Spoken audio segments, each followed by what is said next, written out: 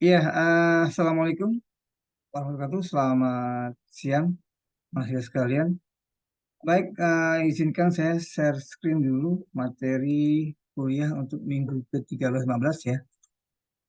Di materi hari ini tentang bagaimana peran hutan ya sebagai perlindungan das, kemudian sebagai pengelola das, pengatur das.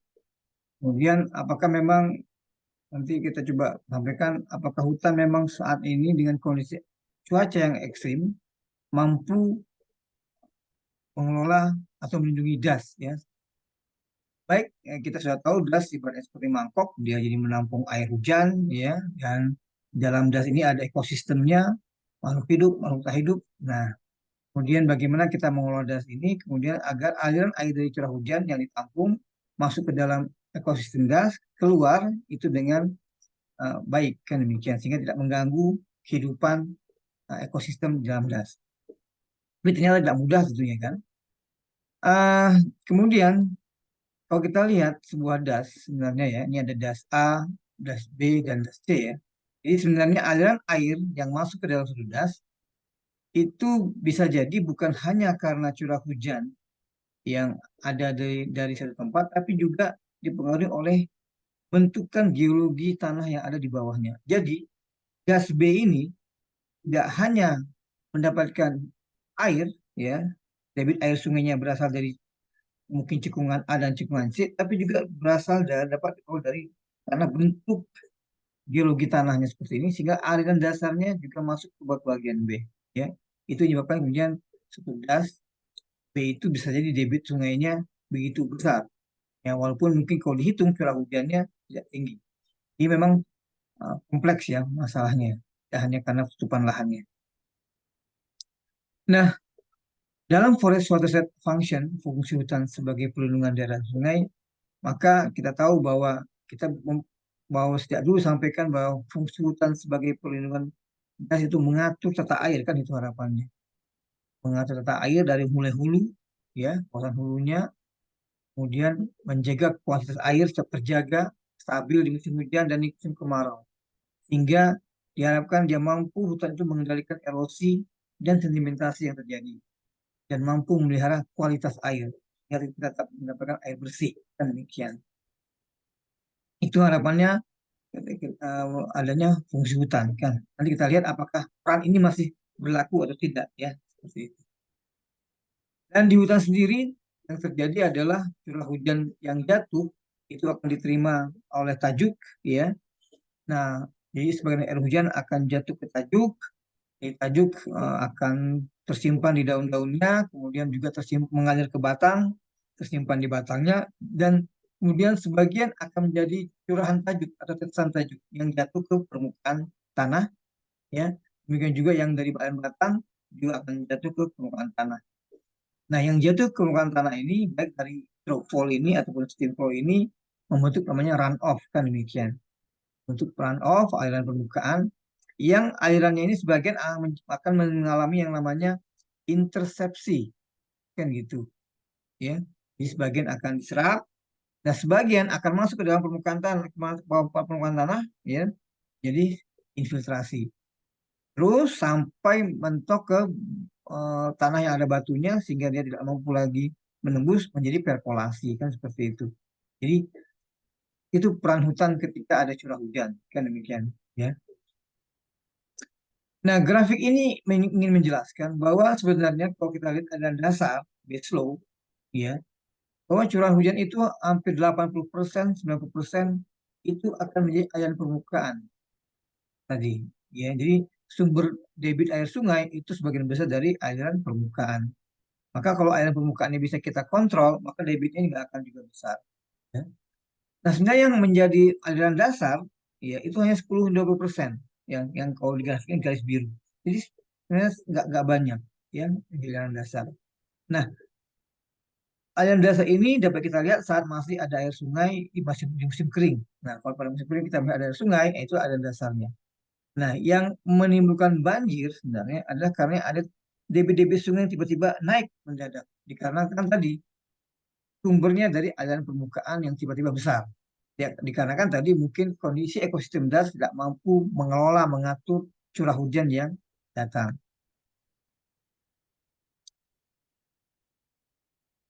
Nah, ini kita bisa kita pelajari ekosistem yang ada di das ya.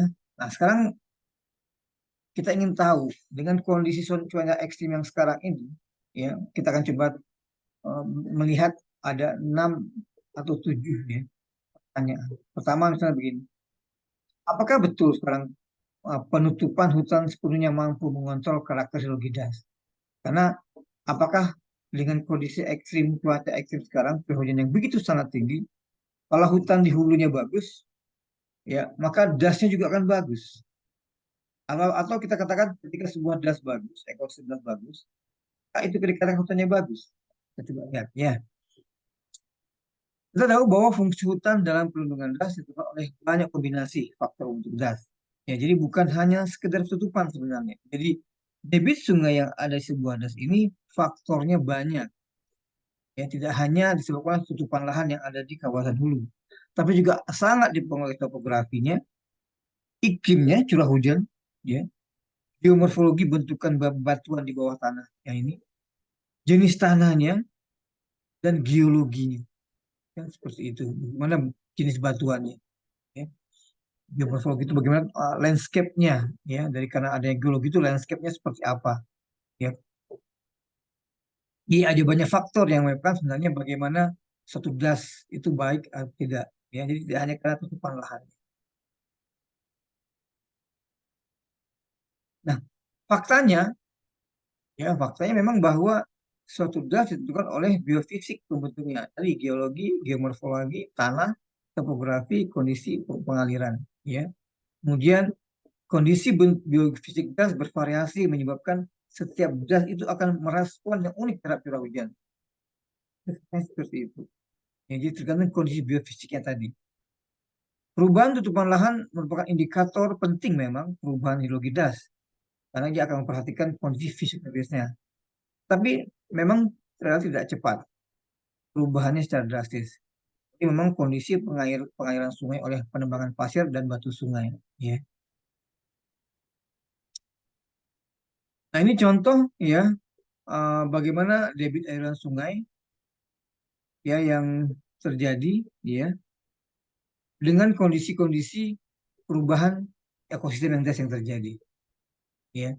Jadi kalau garis hitam ini sebagai kontrol gas yang baik gitu ya, yang mengalami baik. Tapi ternyata ketika kondisi ekosistem gas, terutama katakanlah tutupan lahannya, ya, tutupan lahannya, maka debit sungainya pun berubah, ya, debit sungai pun berubah, ya. Ini menggambarkan seperti itu. Bahwa memang kesono dampak dari tebang habis misalnya tahun 78 itu menyebabkan memang terjadinya perubahan debit ya perubahan debit dari aliran sungai. Pertanyaan kedua, apakah memang penebangan hutan penyebab utama kerusakan hidrologitas? Ya, apakah betul ini? Kita lihat faktanya nanti. Kita bahwa memang ada peran hutan dalam mengatur tata air ya, bahwa ketika curah hujan jatuh ke tegakan hutan ya pohon, maka sebenarnya hutan tadi akan menyimpan, melakukan intersepsi, menyimpan curahan curahan tadi dan akan melakukan evapotranspirasi, akan diuapkan kembali. Dan itu tinggi. Dan hasil follow itu menunjukkan bahwa di hutan itu bisa sekitar di 1.500 mm yang dikembalikan ke atmosfer, diuapkan kembali. Hutan tanaman memang lebih kecil, sekitar 1.200 mm. Tapi yang jelas, katakanlah kalau curah hujan itu 2.000 misalnya, atau 3.000 mm, maka sebenarnya 1.500 mm itu sudah diuapkan kembali ke atmosfer. Maka stratifikat tajuk, ya strata tajuk itu mampu mengendalikan laju erosi karena tadi dia mampu menahan tidak semua curah hujan jatuh ke lantai hutan. Yes. Kemudian tanah hutan yang dengan memiliki serasa yang tinggi itu memiliki bahan organik yang tinggi. Nah, ketika bahan organiknya tinggi, maka air curah hujan yang jatuh, yang tadi dropfall jatuh ke permukaan, itu akan terserap oleh serasa, oleh bahan organik itu, tersimpan, ya, tersimpan. Kemudian juga hutan yang memiliki kayak kayu-kayu ya akar itu juga membentuk biopori sehingga proses infiltrasi ya infiltrasi air masuk ke dalam tanah itu lebih dalam, ya. Jadi air hujan yang masuk tidak langsung menjadi aliran permukaan atau aliran dasar, tapi lebih masuk ke dalam menjadi uh, aliran dasarnya lebih ke dalam, sehingga hutan mampu menyimpan air lebih tinggi. Ya, dengan adanya kayu-kayu dengan kaya biopori ini, maka laju infiltrasi dan sirkulasinya tinggi, sehingga hutan mampu menyimpan air. Kemudian hutan, ya kalau tanpa diolah maka erosinya akan rendah, ya. Ya, jika di hutan itu betul-betul hutan yang nggak ada jalan, nggak ada akses, tidak ada bangunan-bangunan atau ya yang kita bentuk ya, seperti saluran irigasi, maka sebenarnya hutan itu mampu menahan air. Jadi kemampuannya menahan airnya dan juga menyerap airnya tinggi. Nah, masalahnya sekarang ketika terjadi pembukaan hutan, penebangan, ya pembukaan hutan atau penebangan, contohnya ini logging.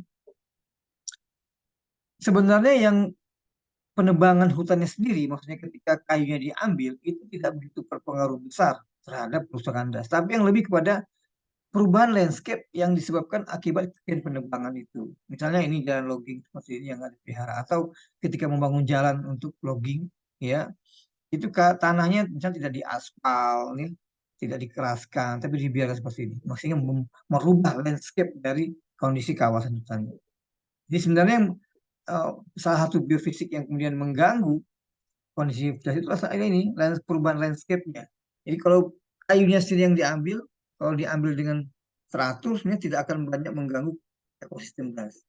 Tapi ketika landscape-nya dirubah, sehingga aliran-aliran permukaan yang membentuk aliran seperti ini, membentuk jalan yang rusak seperti ini, ya ini yang menyebabkan kemudian kondisi ekosistem das menjadi kurang bagus, ya tidak bagus. Jadi faktanya bahwa perubahan karakter hidrologi das oleh deforestasi lebih disebabkan oleh kerusakan landscape hutan oleh kegiatan logging dan proses konversi hutannya maupun buruknya pengolahan lahan pasca logging dan konversi. Ini bukan semata-mata oleh penebangan pohonnya atau pengambilan kayunya, karena lebih kepada perubahan landscape akibat kegiatan logging itu. Sehingga sebenarnya ketika logging dan konversi hutan dilakukan dengan hati-hati, maka kemampuan kita untuk meminimalisir pembukaan lahan, memperhatikan konsep susun air, ya menjaga agar kapasitas infrastrukturnya tinggi, dan diikuti dengan pengolahan hutan yang baik kayak agroforestry, sebenarnya potensi untuk mengurangi kerusakan habitat itu baik, ada lebih baik ya seperti itu.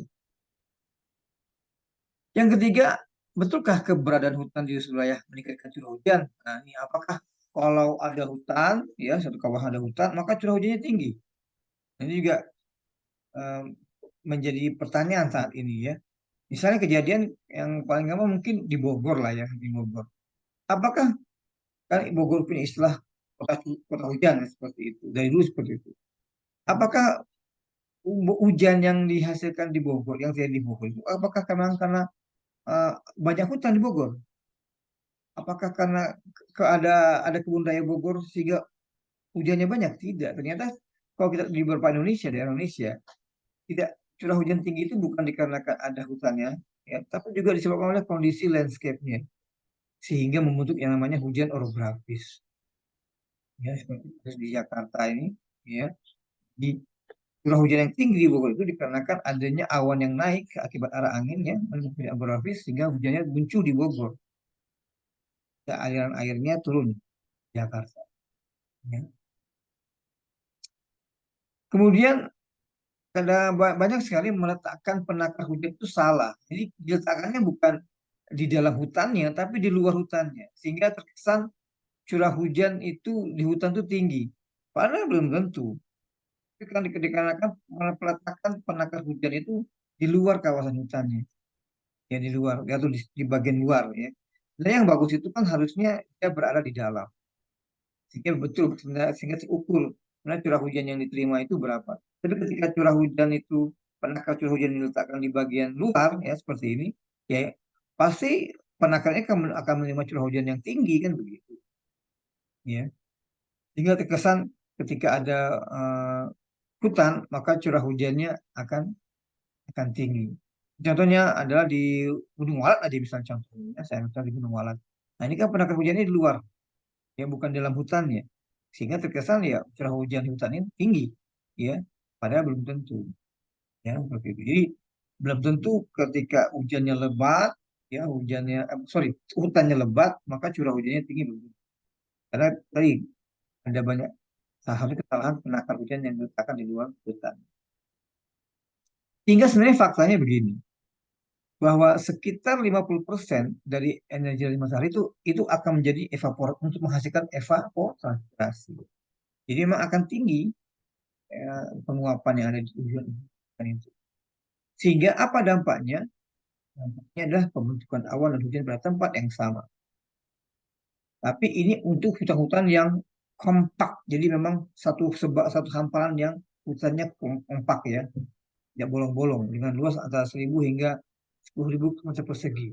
Contoh kayak dulu di Kalimantan ya, dulu seperti itu. Makanya muncul ada awan-awan di sekitar dan itu. Ya. Tapi sekarang curah hujan tahunan turun di sekitar Kalimantan, ya hampir 20%. Ini hasil riset dari Hanse tahun 2019.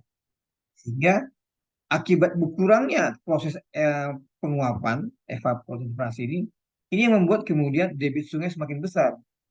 Ya karena curah hujan tadi jatuh ke permukaan tanah dari aliran permukaan masuk ke sungai kan demikian. Harusnya kan kalau hutannya lebat, harusnya tadi disimpan di dalam dalam tajuk, kemudian diuapkan kembali di mengalami evapotranspirasi dulu. Hanya kalau bahwa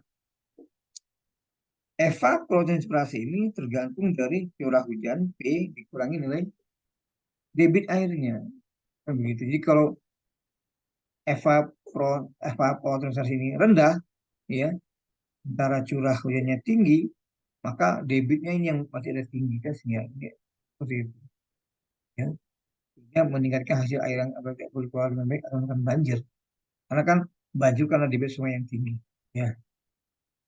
Yang keempat sekarang, betulkah das hutan itu selalu memiliki efek kayak busa, kayak SpongeBob, sorry, kayak Spong ya, kayak Spong. Maka betul kalau das hutan itu selalu memiliki efek karet busa. Jadi kalau kita lihat, apakah hutan-hutan yang kita lihat dari atas gitu ya, tampak dari jauh hijau, rimbun gitu ya, apakah selalu memiliki efek karet busa? Belum tentu. Kenapa? Ya tergantung dari tadi yang namanya kondisi batuan dasar dan kedalaman tanah. Ya, jadi gas itu mampu menyimpan dan melepaskan air dengan baik ya seperti efek air busa itu. Jika memang tanah yang mengandung horizon A ya dan horizon B yang organik itu lebih dari 3 meter, maka di situ akan banyak menyimpan air dia dan juga akan melepaskan air dengan baik. Tapi kalau kurang, sementara yang lebih lebar adalah batuannya ya, masih tanah dengan batuan ke landscape-nya ya tidak akan berefek seperti air busa. Ini contohnya seperti ini ya. Nah, kalau ini kan seperti ini tanahnya tanahnya di sini tinggi ya, tanah jeluk tanah organiknya dalam gitu, batuan dasarnya nggak seberapa sehingga sungainya debitnya nggak begitu besar. Tapi begitu, walaupun sama-sama hutannya sama-sama hutannya sama-sama hijau, tapi begitu batuan dasarnya yang tinggi, tapi volumenya istilahnya ya, jeluknya ini rendah, dalamannya rendah, maka tuh sungai cepat sekali melebihi debit yang tinggi. Kemudian, betulkah hijaunya hamparan hutan itu menjamin terpeliharaannya kondisi hidrologis wilayah? Apakah dengan kita melihat hutan yang begitu hijau, tampak hijau, ya, yang berimbun, maka kita menjamin bahwa kondisi hidrologinya pasti bagus?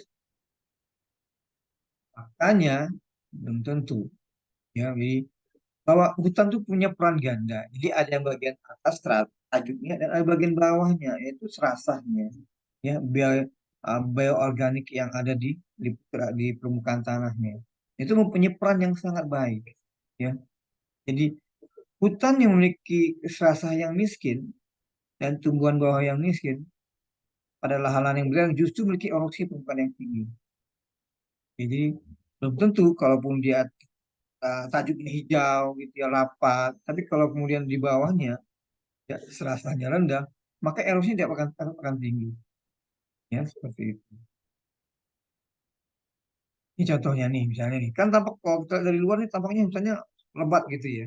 jauh gitu. Tapi kita cek di dalamnya ada jalan, ada akses, tumbuhan bawahnya sedikit, rasanya tipis. Nah ini pada kawasan landscape yang berlereng, ini mau memiliki akar erosi yang tinggi. Ya. Kemudian, betulkah deforestasi meningkatkan aliran dasar di musim kemarau? Apakah betul kerusakan hutan itu bisa meningkatkan aliran dasar di musim kemarau? Memang beberapa riset menunjukkan bahwa ketika hutan itu dibuka, maka aliran dasar di bagian sungai itu kan memang akan meningkat di musim kemarau. Tapi untuk Indonesia, dampak efeknya lebih parah ketika terjadi deforestasi. Ya, memang betul tiba-tiba aliran dasarnya tiba-tiba menaik ya. Karena ketika hutan dibuka, setelah hujan langsung masuk ke permukaan tanah langsung jadi kemudian dari mengalami infiltrasi dan perkolasi menjadi yang namanya aliran dasar. Betul aliran dasarnya meningkat, tapi dampaknya debit air sungainya meningkat cepat. Ya efeknya adalah sungainya meluap kan begitu. Sungainya meluap ya banjir. Jadi untuk memang betul bahwa deforestasi meningkatkan aliran dasar sungai, tapi dampaknya juga meningkatkan debit sungai. Yang efeknya adalah ya udah terjadi banjir juga kan begitu. Ya. Ini contoh ketika debit air sungai di musim kemarau dan di musim hujan ya kita lihat antara tahun dua masa periode yang berbeda. Jadi ini ada das yang sama gitu ya. Nah, yang warna orange itu das di tahun 1951-72 yang terbaru, kemudian di tahun yang biru itu 51-72. Kita lihat di musim kemarau nih ya, bulan Januari sampai sekitar bulan Juli ya. Itu kan kalau yang di tahun 7 eh, ketika kemudian hutannya masih bagus gitu ya. Ini nampak sekali debit sungainya nggak terlalu melonjak ya, lebih agak merata antara musim kemarau ke musim hujan. Tapi begitu uh, mengalami deforestasi, ya betul air permukaan dasarnya naik, tapi kita lihat debit air sungainya tinggi, ya melonjak. Kemudian di musim kemarau, ya, tapi kemudian di musim penghujan malah dia menyusut, debitnya menurun, kemerosotan, ya seperti itu.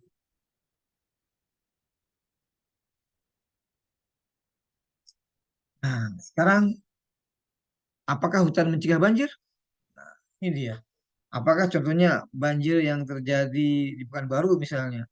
Apakah karena hutan yang di Koto Kampar atau di daerah hulu di kawasan Sumatera Barat bermasalah? Nah, faktanya sebenarnya hutan itu hanya mampu mengendalikan banjir yang ditimbulkan oleh hujan dengan intensitas rendah dan sedang. Jadi kurang dari 100 mm per hari. Itu hutan mampu mengendalikan banjir. Tapi begitu di atas 100, kayak sekarang ada yang sampai sehari 200, ya, 300. Barat sekali bagi hutan untuk bisa mengendalikan banjir.